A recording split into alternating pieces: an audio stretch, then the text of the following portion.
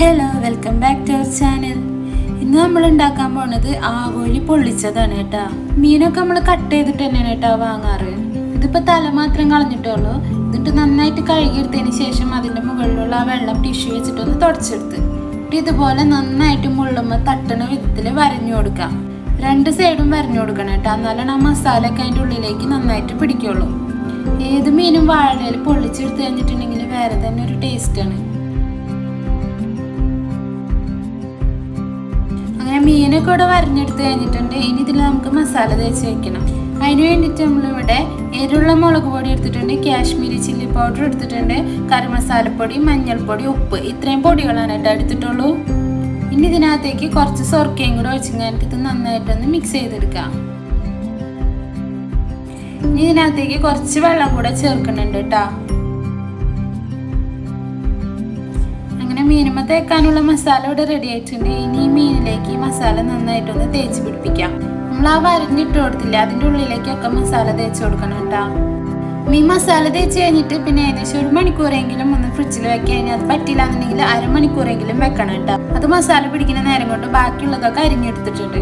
ഇഞ്ചി, വെളുത്തുള്ളി, പച്ചമുളക് ചതച്ചത്, സവാള, കറിവേപ്പില, മല്ലിയില, തക്കാളി, ഇത്രയാണ് എടുത്തിരിക്കുന്നത്. ഇനി ഈ മീനൊന്ന് പൊരിച്ചെടുക്കണം. ഫ്രൈ പാൻ അടുപ്പത്ത് വെച്ചിട്ട് ചൂടായപ്പോൾ വെളിച്ചെണ്ണ ഒഴിച്ചു കൊടുത്തിട്ടുണ്ട്. വെളിച്ചെണ്ണയിലാണ് കേട്ടോ അത് വറുത്തെടുക്കേണ്ടത്.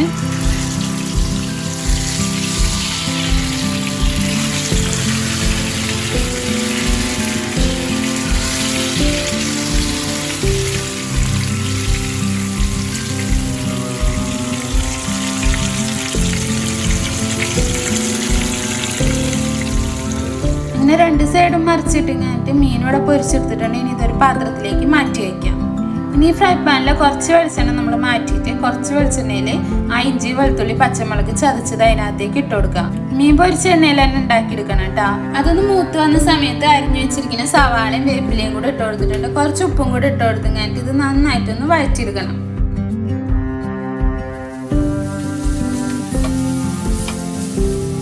സവാള നന്നായിട്ട് വാടി വന്ന സമയത്ത് അരിഞ്ഞു വെച്ചിരിക്കുന്ന തക്കാളിയും കൂടെ ചേർത്ത് കൊടുത്തിട്ടുണ്ട്. പിന്നെ മല്ലിയിലയും കൂടെ ഇട്ട് കൊടുക്കുന്നുണ്ട്. ഇത് ഉണ്ടാക്കുമ്പോൾ എപ്പോഴും തക്കാളി കുറച്ച് മുന്നിൽ നിൽക്കണം.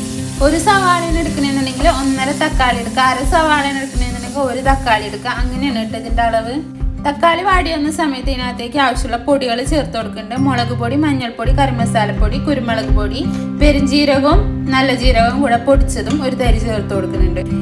ഇനി ഇത് നന്നായിട്ട് വഴറ്റി കൊടുക്കുക. ഈ പൊടികളുടെ പച്ചമണൊക്കെ ഒന്ന് മാറി വരുന്ന സമയത്ത് നമ്മൾ ഇതിനകത്തേക്ക് കുറച്ച് വെള്ളം കൂടെ ചേർത്ത് കൊടുക്കുന്നുണ്ട്.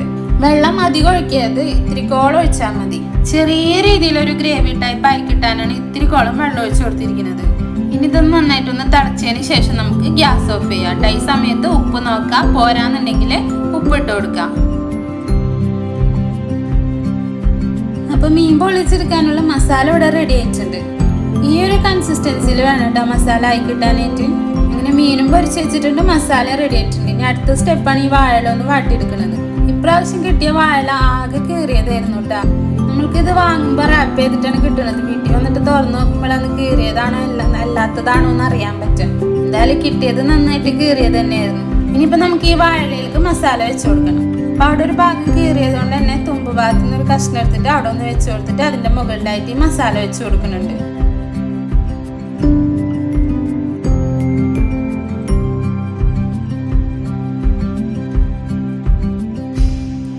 ഇനി ഈ മസാലയുടെ മുകളിലായിട്ട് നമ്മൾക്ക് പൊരിച്ച് വെച്ചിരിക്കുന്ന മീനും കൂടെ വെച്ച് കൊടുക്കാം.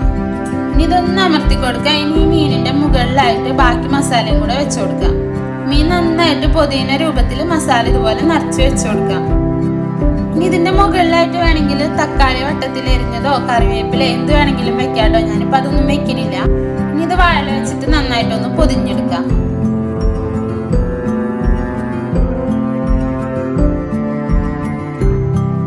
വാഴലാകെ കീറി പറഞ്ഞിട്ടുണ്ടെങ്കിലും വലിയ കുഴപ്പമില്ലാണ്ട് പൊതിഞ്ഞെടുക്കാൻ പറ്റിയിട്ടുണ്ട്.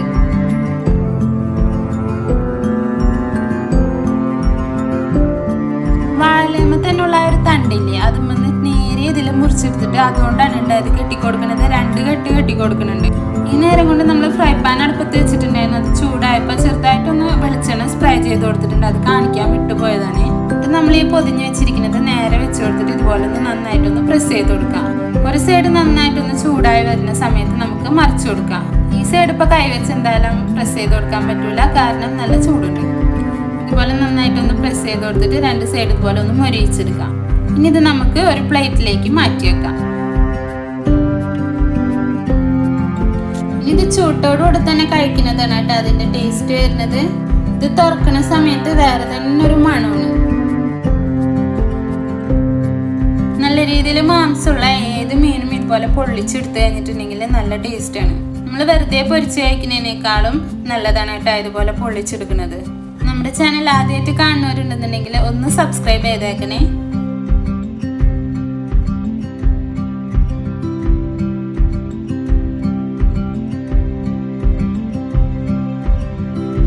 നമ്മുടെ മീൻ പൊള്ളിച്ചത് ഇവിടെ റെഡി ആയിട്ടുണ്ട്. വളരെ പെട്ടെന്ന് ഉണ്ടാക്കിയെടുക്കാൻ പറ്റിയിട്ടുള്ളതാണ്. ഞങ്ങൾ എന്തായാലും ഇത് ചോറും കൂട്ടി കഴിക്കട്ടെ. വീഡിയോ നിങ്ങൾക്ക് ഇഷ്ടപ്പെട്ടിട്ടുണ്ടെന്ന് വിചാരിക്കണേ. ഇഷ്ടപ്പെട്ടിട്ടുണ്ടെങ്കിൽ ഒന്ന് ലൈക്ക് ചെയ്യുക, ഷെയർ ചെയ്യുക, കമൻറ്റ് ചെയ്യുക, സബ്സ്ക്രൈബ് ചെയ്യുക, അടുത്തുള്ള ബെല്ലൈക്കൺ ഒന്ന് അമർത്തി കൊടുക്കുക. അപ്പം നമ്മൾ പുതിയ വീഡിയോ ഇടുമ്പോൾ നിങ്ങൾക്ക് നോട്ടിഫിക്കേഷൻ വരും. അപ്പം നല്ലൊരു വീഡിയോ ആയിട്ട് അടുത്ത ദിവസം കാണാം.